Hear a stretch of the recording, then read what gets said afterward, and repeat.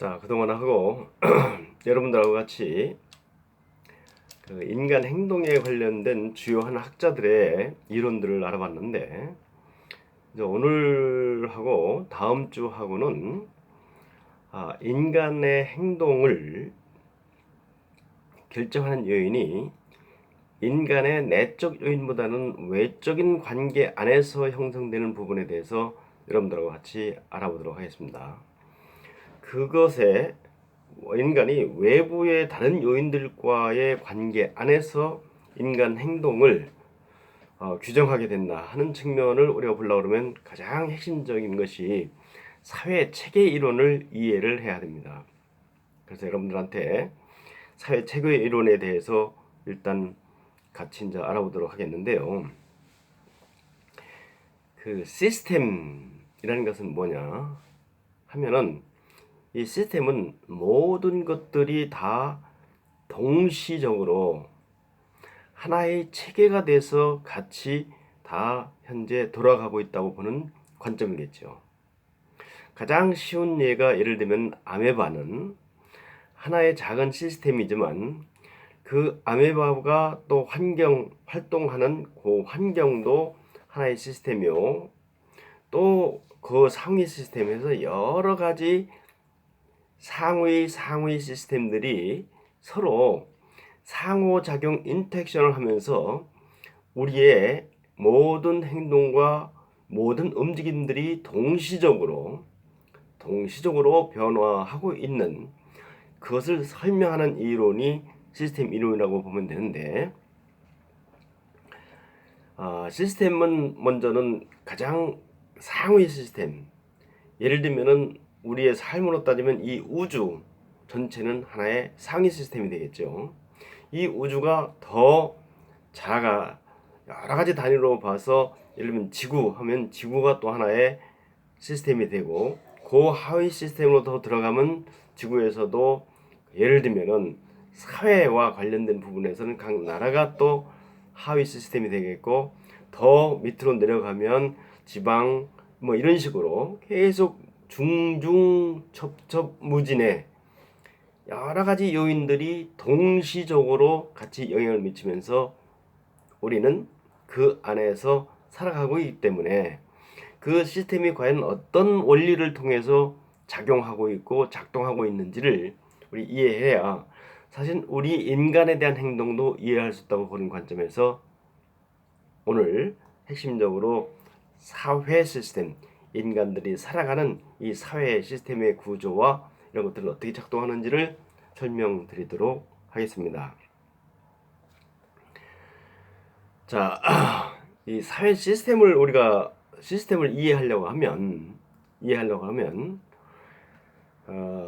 크게 아마 사회 시스템은 여러 가지 유형이 있는데, 조직, 학교, 직장, 나라, 지역, 뭐 이런 것들까지 다 합해서 인간들이 서로 상호작용하는 과정에서도 특정한 체계가 작동하고 있다 라고 먼저 이해를 하고, 우리가 관심 있는 시스템을, 그걸 영어로 포컬 시스템이라는데, 우리가 연구가 대상이 되는 시스템으로 얘기를 하고 있는데, 자, 지금부터 시스템 이론은 상당히 방대한 이론이기 때문에 가장 핵심적인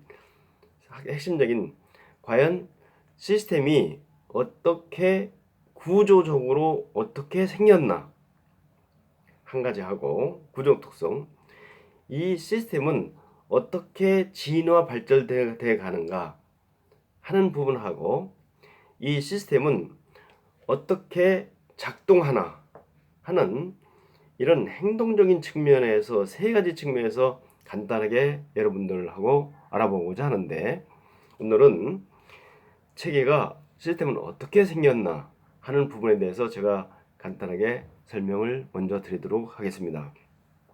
시스템은 어떻게 구조적으로 어떻게 생겼나는 크게 개방체계냐 아니면 폐쇄체계냐를 일단은 쳐다봅니다.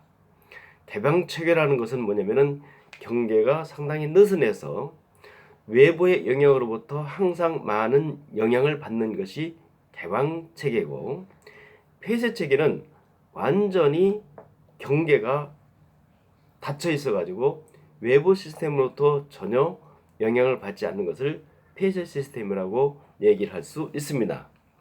자, 이거는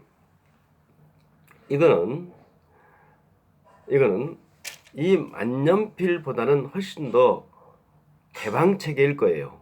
왜 그러냐면 이 만년필은 외부가 어떤 변화에 크게 작동하지 않지만, 이 타이머 같은 경우는 제가 이렇게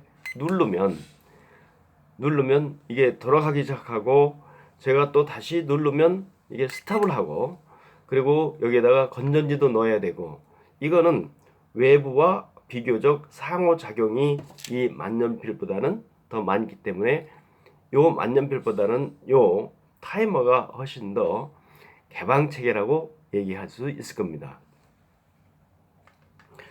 자, 그러면 이제는 그 체계의 구조적 특성에서 한 가지가 이제 개방체계예요.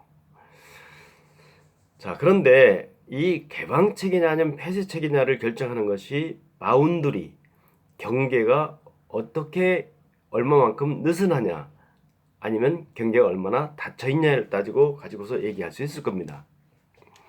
자, 우리 가정도 하나의 시스템이라고 볼 수 있죠.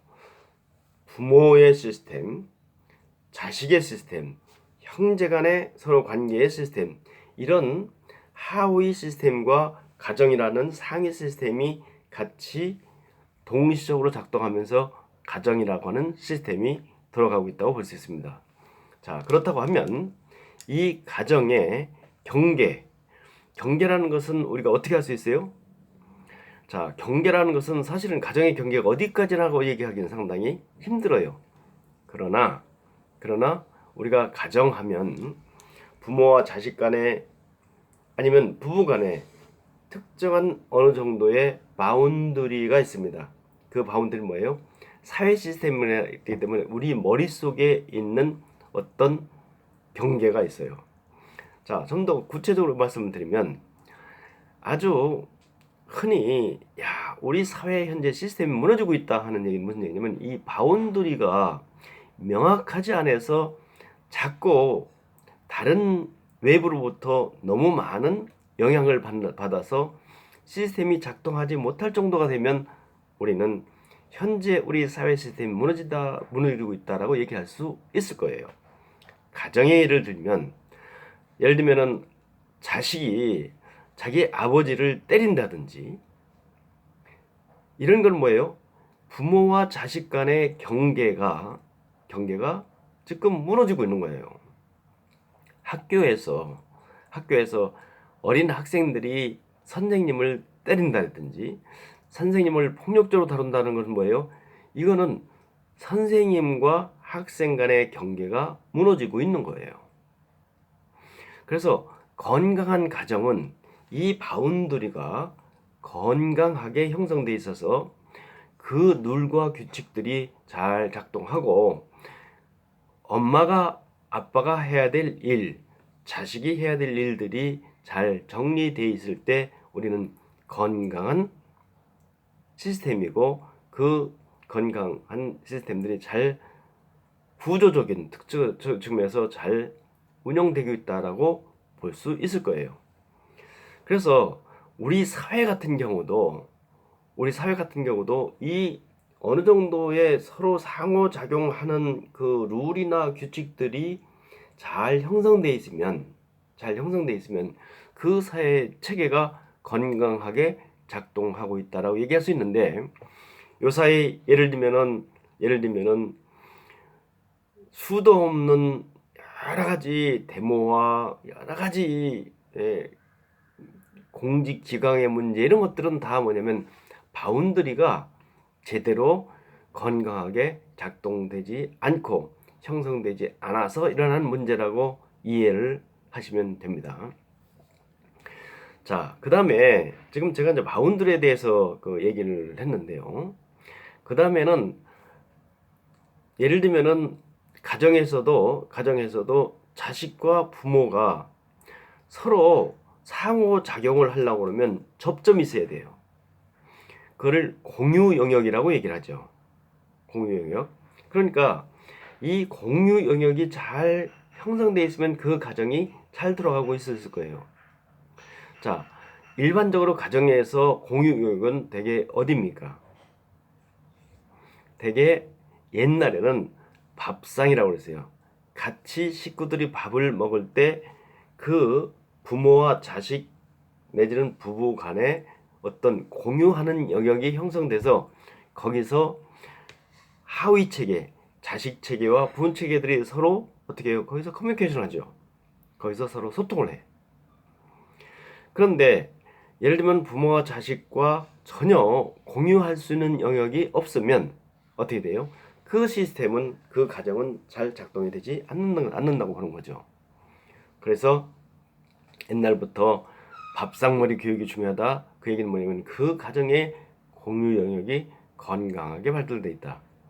요새 같은 경우는 옛날에는 해가 지면 다 자고 아침면 동시에 일어나서 밥을 먹고 했기 때문에 옛날 같은 경우는 젊은 세대들과 그 나이 먹은 세대들이 생활 리듬이 같아서 같이 공유할 수 있는 영역이 비교적 많이 형성되어 있었는데 지금은 애들의 생활 리듬과 어른들의 생활 리듬이 완전히 달라서 같이 밥 먹는 시간도 만들 수가 없고 이렇기 때문에 이제 여러 가정에서는 뭐 일주일에 한 번씩 꼭 식구들과 식사를 한다든지 아니면 차를 한잔 한다든지 아니면 술을 한잔 하면서 서로 간에 대화를 얘기하고 가족 회의를 한다는 거 이런 것들은 다 뭘 의미하냐면 공유 영역을 건강하게 만들어가는 하나의 예라고 볼 수 있어요. 자, 예를 들면 단국대학교 행정법무대학원의 공유 영역은 뭘까요? 교수들과 학교와 학생과 행정적으로 서로 연결시켜주는 부분이 교학과지요. 이 교학과에서 여러 가지 공유 영역을 형성을 해서 학생과 교수와 서로 대화할 수 있게 하고 어떤 정보를 주고받게 하고 또 학교 전체에 요새 코로나 때문에 운영하는 부분과 같이 서로 연결시켜서 운영할 수 있도록 그래서 교학과를 공유 영역이라고 할 수가 있고 만약에 교학과 기능이 무너지면 학생들과 서로 교류할 수 있는 여러 가지 측면에서 정보 교류가 힘들기 때문에 공유 영역이 작동하지 않아서 그 시스템이 무너질 수 있는 가능성이 있다. 그래서 일단 우리가 시스템 하면 가장 중요한 것이 경계가 어떻게 형성되어 있느냐에 따라서 개방적이냐 아니면 폐쇄적인 얘기를 할 수 있다고 말씀드렸고 그 사회 시스템의 특성에 따라서 조직은 조직, 집단은 집단, 학교는 학교 나름대로의 바운더리가 건강하게 발전돼서 그 사람들 간에 서로 교류의 그 규칙과 규율이 잘 서로 바르게 형성되고 그것이 잘 서로 지켜질 때 우리는 그 시스템이 구조적으로 건강하게 형성되어 있다는 얘기를 할 수가 있고 그 시스템이 작동하려고 하면 공유 영역이라는 것이 잘 발달돼야 그래야지 시스템 안에서 하위 시스템과 상위 시스템이 서로 교류를 하면서 시스템이 돌아갈 수 있기 때문에 구조적 측면에서는 세 가지를 말씀드렸습니다. 폐쇄냐 아니면은 개방이냐. 두 번째는 바운더리가 건강하냐. 세 번째는 서로 간의 공유 영역이 제대로 잘 작동하고 있느냐. 그래서 부부 간에도 어떻게 서로 간의 바운더리를 잘 형성을 하고 어떻게 공유 영역을 잘 만들어서 서로 대화를 하고 부모와 자식 간에도 이제는 특정한 시간을 만든다든지 예를 들면 뭐 차를 항상 같이 타고 가서 얘기를 한다든지 그래서 공유 영역을 건강하게 발달시키면서 그 가정이라는 조직, 학교라는 조직 아니면 집단이라는 조직, 직장이라는 조직을 잘 건강하게 운영할 수 있어야 된다는 그런 관점에서 쳐다볼 때 공유 영역이 얼마나 중요한지 아마 여러분들을 이해하셨을 겁니다. 그래서 이제는 제가 그 체계의 특성 중에 구조적 특성에 대해서 이제 설명을 드렸습니다. 다음에는 진화적 특성에 대해서 말씀을 드리도록 하겠습니다.